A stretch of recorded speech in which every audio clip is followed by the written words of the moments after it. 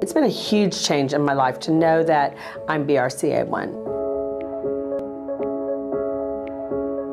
For some people, it's a huge emotional roller coaster.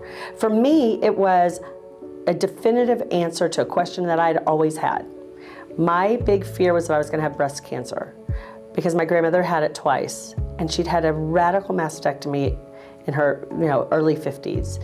So my big fear was that was going to happen to me. I never in a million years thought it was going to be ovarian. But I wanted to know, and I tried to find out, and at the time, they didn't really have the testing like they have now. And even at the time I got diagnosed, I had to ask for the test. It would have been nice for the doctors to have come to me and said, would you like to get tested, or I think you should be tested. Now it's a little more open and people talk about it. They're not as afraid to know. And I think that when you get diagnosed with ovarian cancer and the doctor knows that you have the BRCA mutation, they know that you have the potential to do better. And they may tailor your medicine or your treatment in a way that will make sure that it is better. And for me, that's huge. I absolutely have the knowledge and the ability to advocate for myself, but every woman does.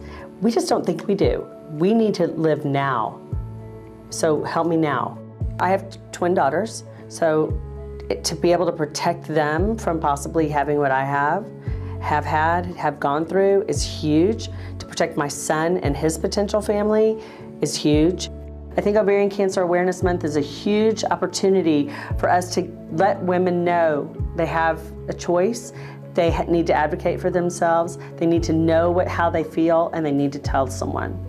And the earlier they're diagnosed, the better chance they have of survival.